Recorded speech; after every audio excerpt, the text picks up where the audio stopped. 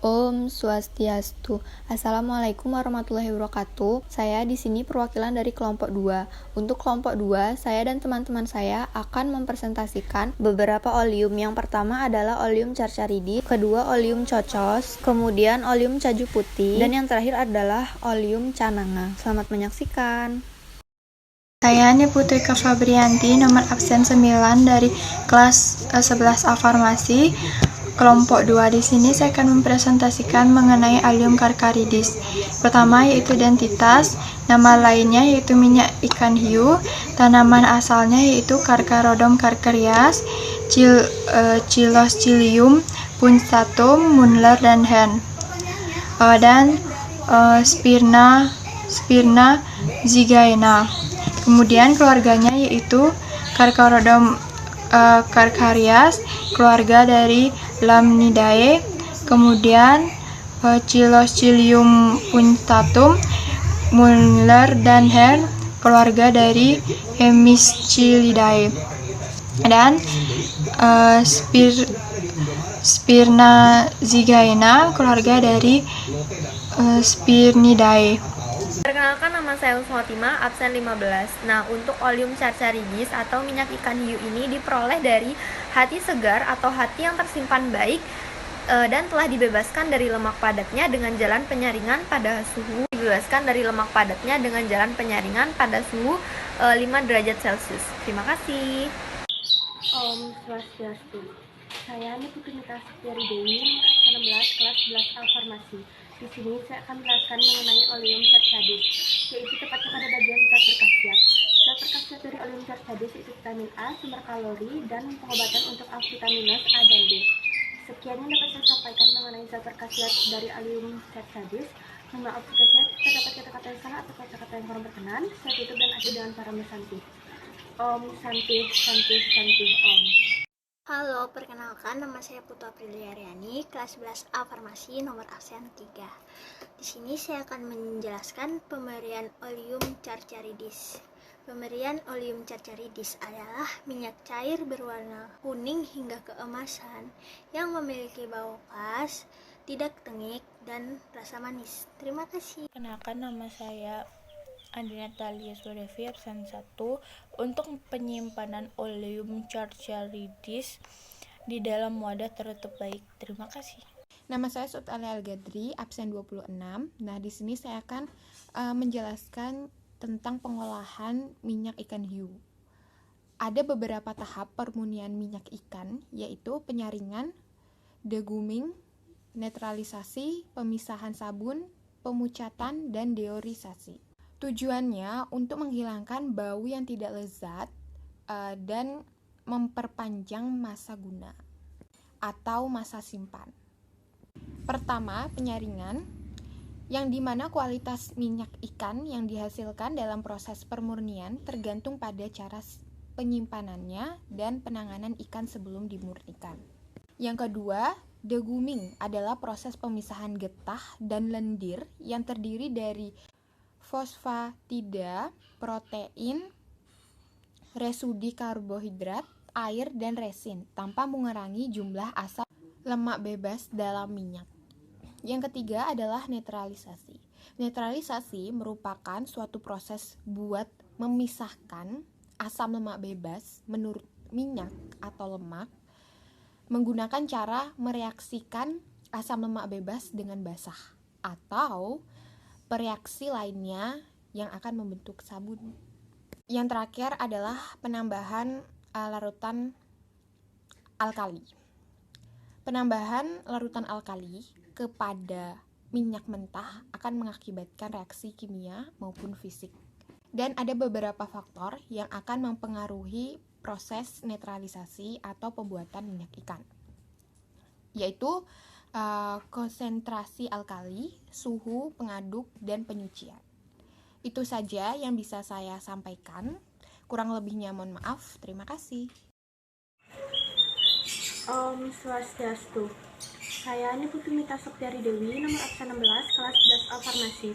Di sini saya akan menjelaskan mengenai oleum kokos yang terdiri dari identitas, di mana identitas tersebut meliputi nama sintisia, nama lain, nama tanaman asal, familia atau keluarga, zat berkhasiat, kegunaan atau penggunaan dari oleum kokos. kokos dan penyimpanan dari oleum kokos.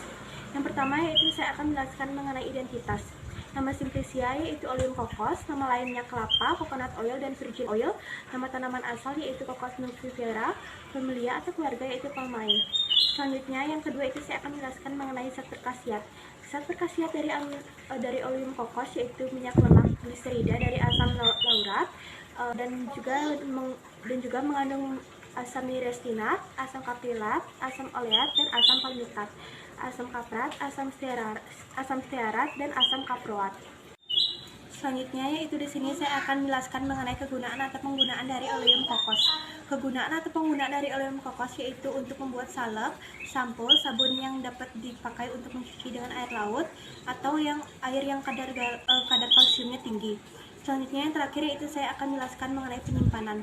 Penyimpanan dari oleum kokos yaitu disimpan dalam wadah tertutup rapat atau dalam wadah tertutup baik yang terlindung dari sinar atau cahaya matahari atau yang terlindung dari cahaya dan di tempat yang sejuk. Sekian yang dapat saya sampaikan atau yang dapat saya jelaskan mengenai oleum kokos. Mohon maaf jika saya terdapat kata-kata yang salah atau kata-kata yang kurang berkenan. Saya tutup dan akhiri dengan nama Santih. Om Santih Santih Santih Om.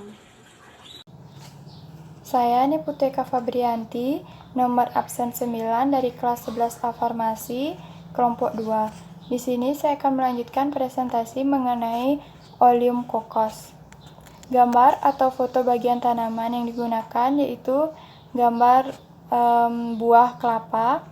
Penjelasannya yaitu jenis minyak yang menggunakan buah kelapa ini mengandung asam lemak jenuh yang tinggi berjenis medium clean triglycerides atau yang disingkat dengan MCT. Karena itu lemak ini tetap aman karena langsung diproses oleh hati menjadi energi. Kemudian yaitu pemberiannya yaitu cairan jernih, tidak berwarna atau kuning pucat, bau khas, dan tidak tengi. Cara memperoleh ada dua cara, yaitu cara basah dan cara kering. Cara basahnya yaitu menggunakan santan yang diperoleh dari buah kelapa segar, dan sedangkan cara keringnya yang menggunakan kopra. Kopra ini adalah bagian daging buah kelapa yang telah dikeringkan yang mengandung lemak 60-65% dan air tidak boleh lebih dari 8%, yang telah dipanaskan diperas dengan tekanan 600-800 kg per cm. Minyak yang keluar didiamkan beberapa lama agar kotoran-kotoran yang ada pada minyak tersebut mengendap, dan kemudian minyak lemak dimurnikan secara dikocok dengan larutan kaustik soda encer dan dipanaskan dengan air panas, lalu diputihkan dengan norit,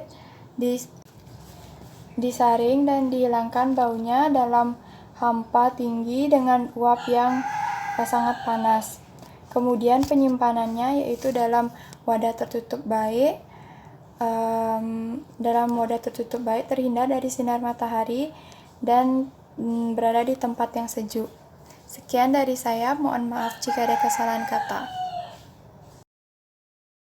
Perkenalkan, nama saya Husnotima, absen 15. Jadi saya ingin menjelaskan tentang oleum caju putih. Yang pertama ada nama lain dari oleum caju putih yaitu minyak kayu putih. Yang kedua ada nama tanaman asal dari oleum caju putih yaitu Melaleuca, Leucadendra L, dan Melaleuca minor SM. Oleum caju putih berasal dari keluarga Myrtaceae. Zat berkhasiat yang terkandung adalah sineol, terpinol, asam mentega, dan asam valerat. Kemudian penggunaan atau kegunaan dari oleum caju putih ini sebagai obat gosok pada encok atau nyeri lainnya. Adapun pemberian dari oleum caju putih yaitu yang pertama adalah cairan berbau khas aromatik, yang kedua rasanya pahit atau pedas, lalu berwarna kuning, hijau, atau tidak berwarna. Penyimpanannya yaitu dalam wadah tertutup baik.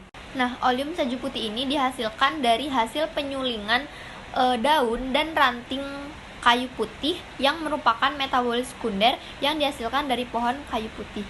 Terima kasih.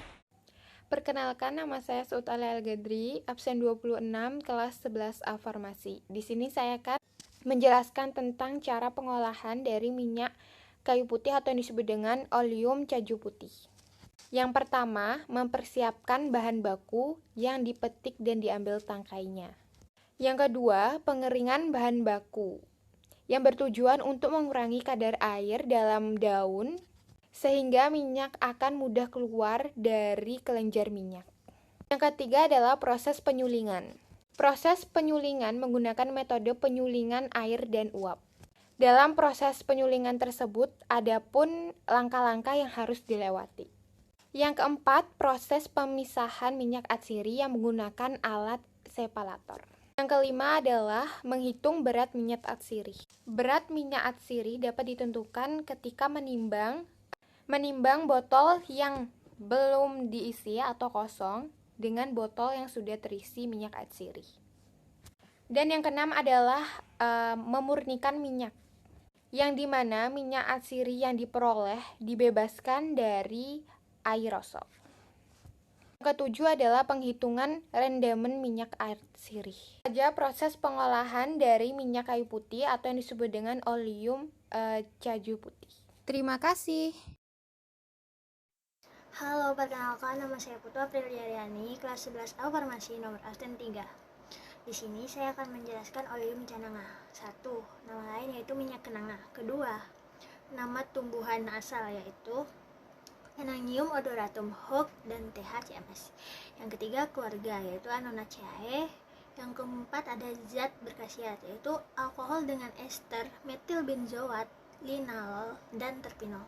Yang kelima, ada penggunaan yaitu zat tambahan dan parfum. Yang keenam, ada pemberian yaitu minyak cair berwarna kuning muda, berbau khas dan sangat harum. Terima kasih. Perkenalkan, nama saya Adena Natalia Suarevi, absen 1 dari kelas 11A Farmasi. Di sini saya akan melanjutkan penjelasan dari oleum canaga.